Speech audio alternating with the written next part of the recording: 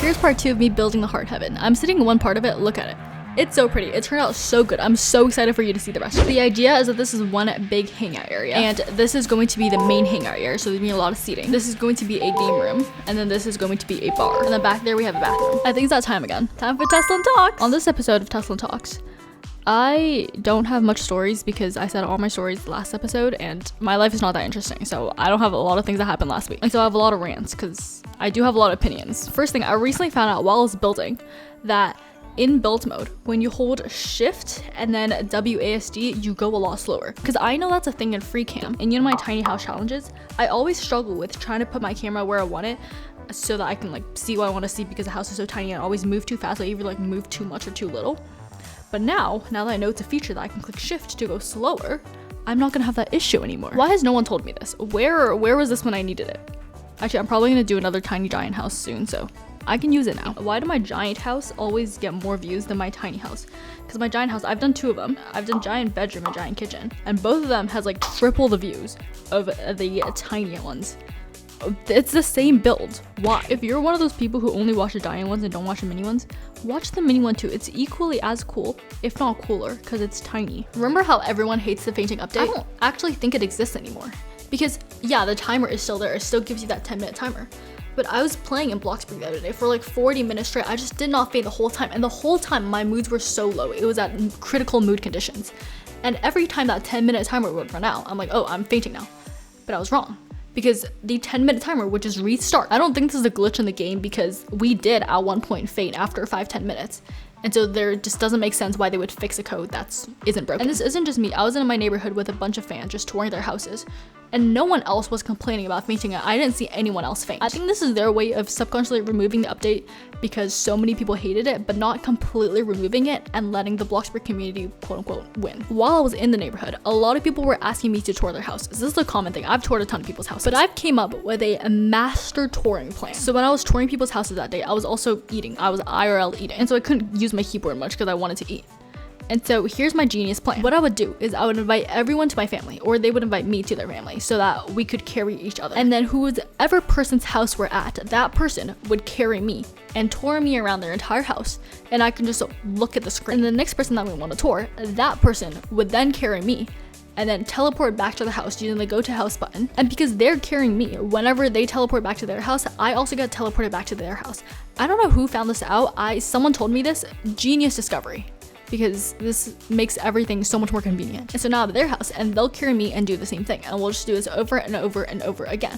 And all I have to do is just sit and watch and eat. And I get to see all these wonderful houses. It's the master plan. You know when you're at school and you have substitute teachers?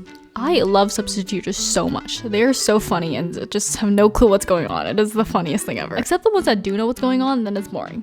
Because then it's like, it's just normal. But the ones that pronounce all the name wrong during attendance, have no clue what's going on, don't know how the class works, and let you do whatever you want. Oh, I love those. They're just so clueless. And by the way, I would never take advantage of a substitute like this. It's just funny, you know? But there's this one substitute I had. Oh my gosh, I hated him so much. So let me set the scene for you. This class period we had is an hour and a half long.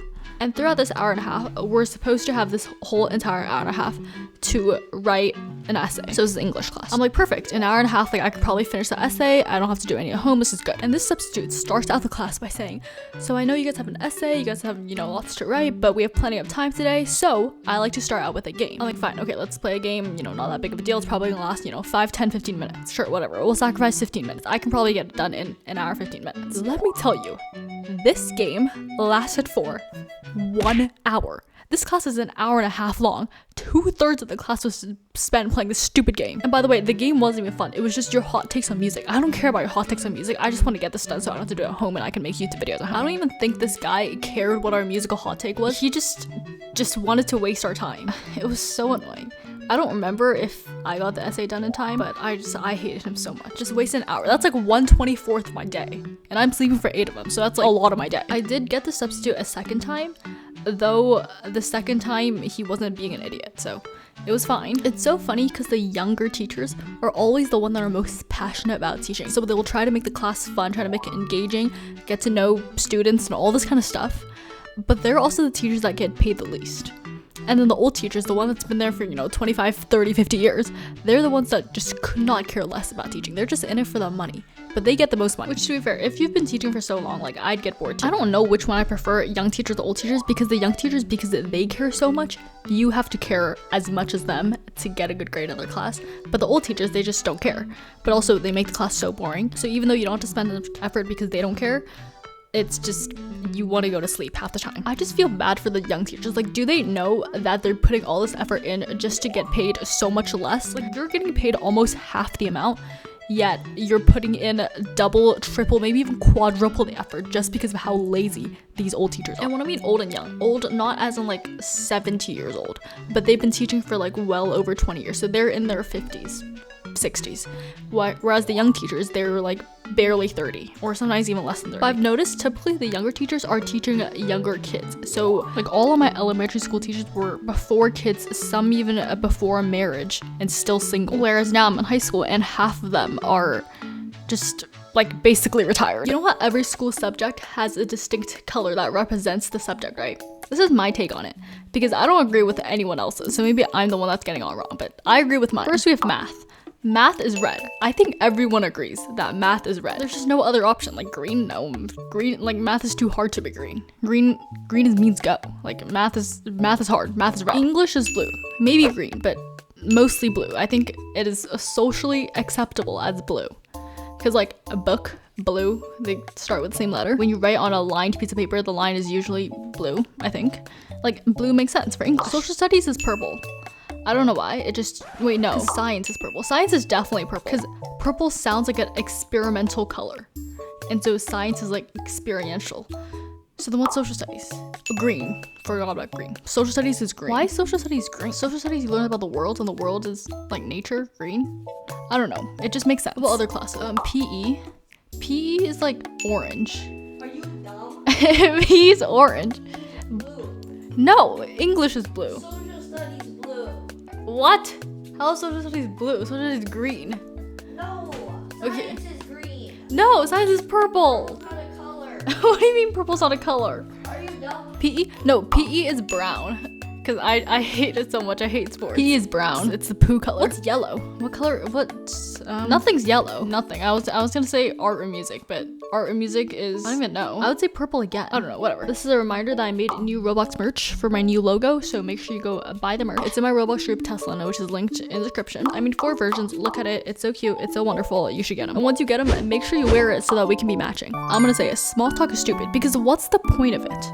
Because unless you're talking about me or you, where I get to learn more about you, what is the point of it? And if we're talking about each other, usually the small talk is gonna lead to not so small talk. It's gonna lead to big talk.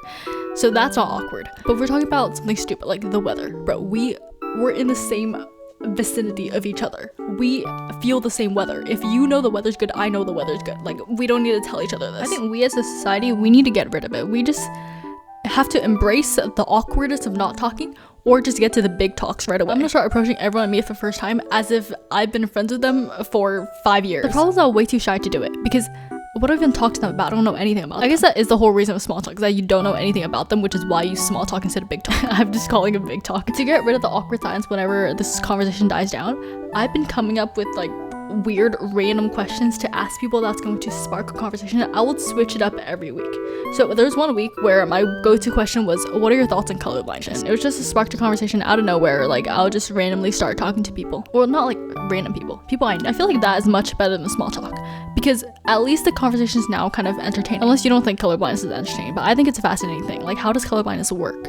Like, because if someone's colorblind, they just have no concept of the color. Like, if someone's red-green colorblind, they just have no concept of the color red. Like, you can explain it to them however much you can, but they will never be able to see it. Or yeah, because I don't think that people can come up with colors if they've never seen it. The same way that our brains can't make up faces in our dreams. That's a crazy thought. I feel bad for colorblind people because you'll never know what I see. If you're colorblind, I'm telling you right now, you're missing out on so much. You might not think so because you don't know what it's like, but I know as a person who sees all colors, you are missing out on so much. Honestly, maybe that's the same for my inability to smell, because I don't think I've missed out that much on my inability to smell, but maybe I am. Maybe smell's like a big thing, that I just don't know about because I can't experience it. But I feel like it's not though, because how important is smell actually? Maybe it's more important than I think it is. Though I do think that not being able to smell is more dangerous than not being able to see colors, because colors for the most part is just a beauty thing. I guess like traffic lights, that's important. But smelling, if the house is burning up, I would not know unless I physically see the smoke or the fire with my own eyes. Like I cannot smell smoke or gas. But other than those extreme situations, I don't think smell is that important. Like yeah, sure, it's probably nice to have smell, I wouldn't know. Okay, how do I get from small talk to colorblind to smelling? Moving on. I have this thing where if I know I don't have to wake up early, I will not wake up early, which, okay, wait, let me explain, because that sounded stupid. So there was one week where I had to wake up early for something. So I had to wake up, let's say at 8 a.m. So I'd set alarm at 8 a.m. And then the next week, that thing ended, so I no longer had to wake up at 8 a.m. And my brain knew that, but I forgot to turn off the alarm, so the alarm would still go off at 8 a.m.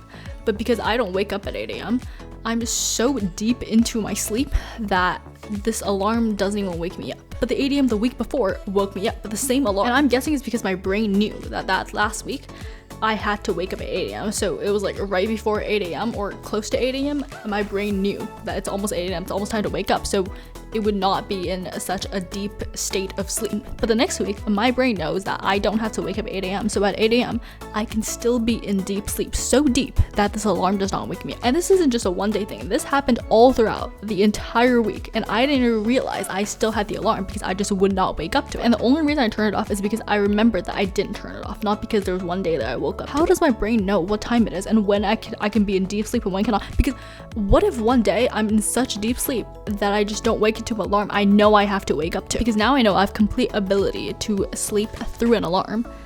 How do I make sure that I don't sleep through an alarm when it's important?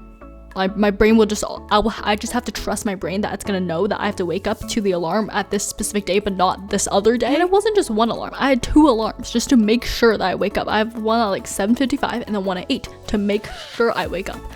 When it wasn't the week that I had to wake up, I slept through every single one of them, all 10 alarms, because it was 5 days and 2 alarms a day, that's 10. So YouTube has this feature where whenever you make a YouTube channel, you can make a personal account or a business account. When I first made my channel, I didn't know about all this, so I made it a personal account.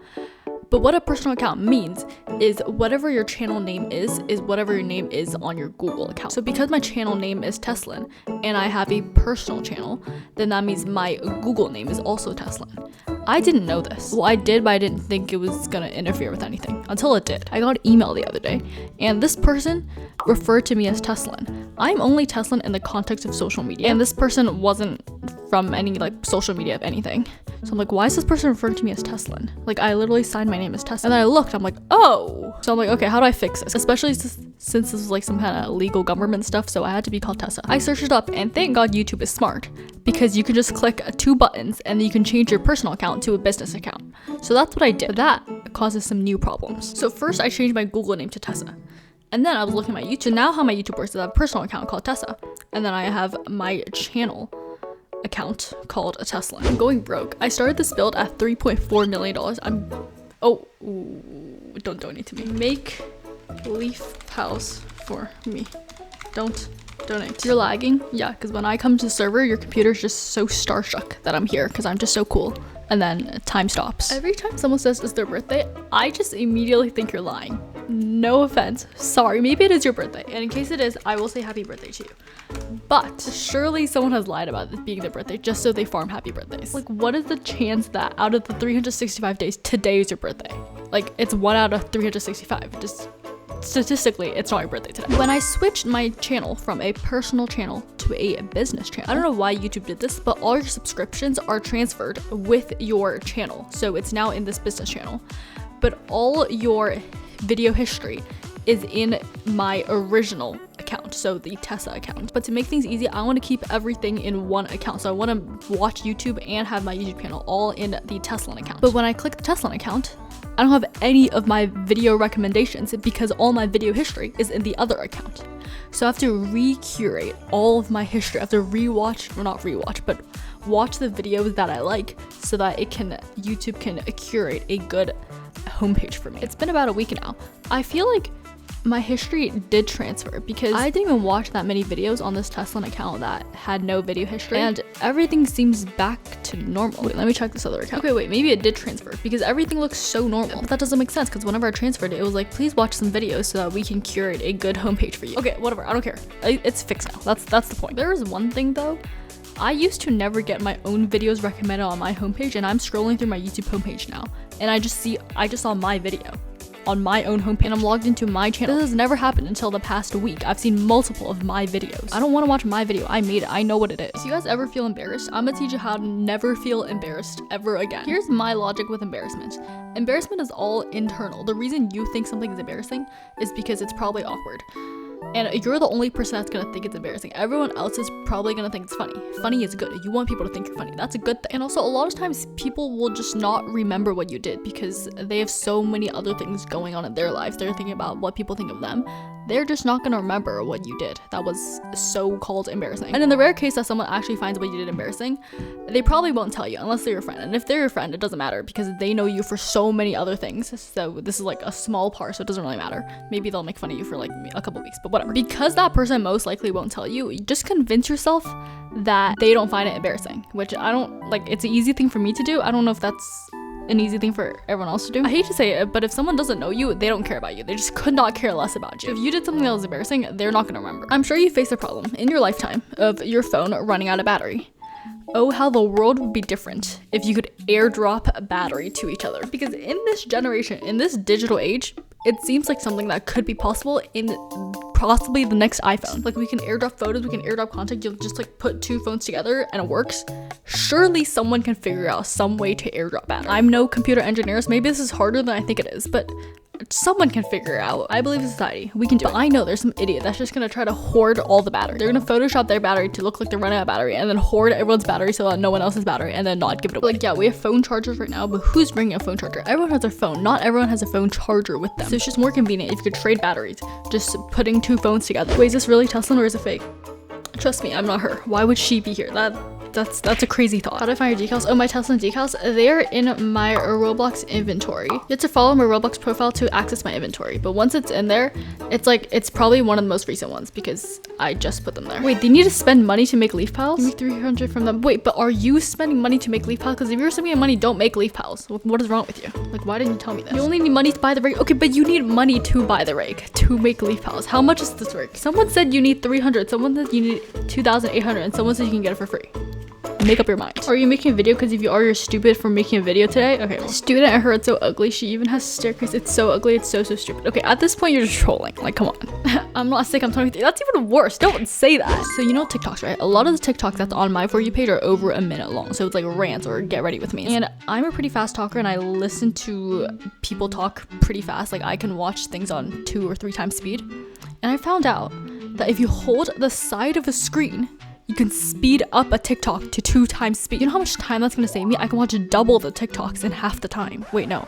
Double the TikToks in the same amount of time. Because if I'm watching someone rant for, you know, more than 30 seconds, I get bored of it and I scroll. But if I hold the side of the screen, I can watch the entire rant. And the only reason I found out is because I was watching a TikTok and the girl who posted the TikTok, she has a little text on the side of the screen. It was like, hold here for 2x speed. And I held on it once, but it didn't work. I think I didn't click on the side enough. Like, I clicked more middle instead of the side, so it didn't work. So I'm like, okay, clearly she doesn't know what she's talking about. And then a couple days later, I saw her TikTok again and she had the same thing, hold here for 2x speed. And then I did it again. I held more side of the screen this time because the text was like more on the side this time. So I held on the right spot and it went 2x speed. And let me tell you, it blew my mind. Ever since I found out about this, I watch so much less reels and YouTube shorts because they don't have that feature. I was watching a reel and I wanted to click the side of the screen to speed the video and it didn't work. So I'm like, okay, well, I guess I could just go watch TikTok now, so that is a feature. Speaking of TikTok, there's this one girl I watch who uses the same trend 10 different times. Like, she'll post the same TikTok within a matter of 3 days with the same song, same trend, just, you know, slightly different. Oh my gosh, she is farming views like no other. But I mean, she's getting like millions of views, so you do you. But also TikToks don't make money, so I don't know what, like, does she have a job or like what's the deal here? You know those videos where it's like Subway Surfers on the top and then some other video in the bottom? I'm sorry, no one is watching Subway Surfers. Or at least I don't watch the Subway Surfers on the top, because if something's happening in the bottom, like there's a video going on, it's a skit or it's some podcast or whatever, I'm watching the people in the bottom talk. What's even crazier is when there's triple stimulation. So you got the Subway Surfers on the left, you got the podcast or the video on the right, and then you have the text in the middle, like the subtitles. Our attention span is now so low that we need triple stimulation to stay on a video. That's crazy. Starting here, we go up the steps of heaven, and then we enter Tessilyn. Oh wait, that's kind of a cute name, Tessilyn, because Tessilyn, but instead of Lynn, it's land. Here we have some seating area. Because this whole build is like a hangout area, there's a whole bunch of seating area. So here we have like little, I guess, date nights. So like here I'm imagining you're sitting here with your friend and then you're just chatting for hours on end. And then if anyone wants a quiet spot, this is their spot. So first room here is the game room. So like for game nights, this is where you hang out. Huge TV, a lot of seating area. Actually, there's not a lot. There's 1, 2, 3, 4, 5. Okay, there's actually not a lot, but some people can like, I guess, stand at the back and watch. I love the color scheme I went with as well. This is probably my favorite color scheme ever. And then across we have the bar. Oh, who made hot dogs for me? So the drinks, if you just zoom in, it's just ketchup and mustard and hot sauce. But once I color it, it looks like alcohol. And then over here, this is the bathroom, because even though we love hanging out, we have to go to the bathroom sometimes. Someone asked why I didn't include a shower, because I'm thinking this area, this isn't where you live. This is just a big hangout spot. So think of it like when you're at a restaurant, there's no shower in the restaurant bathroom. So this is like kind of the vibe I'm going for. It's like, this is not where you live. But I have a bunch of like touch-ups, so like makeup, hair dryers, deodorant, and stuff like that to touch yourself up for the night. And then across this bridge, this is the main hangout area. Okay, wait, first of all, this is the screenshot area. So every time someone wants a screenshot with me, I just sit here and then the other person sits here, and then you get the nice heart in the background. It's wonderful. It's such a cute screenshot. It's perfect. And then here, this is the main hangout area. So here, there's a lot of seating. There's 1, 2, 3, 4, 5, 6, 7, 8. Okay, there's 8. That's not that much, but this is the main hangout area. We can just sit and talk for hours. I like the ceiling pattern I did because every time I build, I feel like the ceiling is so empty, like it's just light. But this feels nice. It feels like it's not too crowded, but it like there's something up there, you know? Click here to subscribe, then click here to watch the part 1, the exterior of this build. Bye!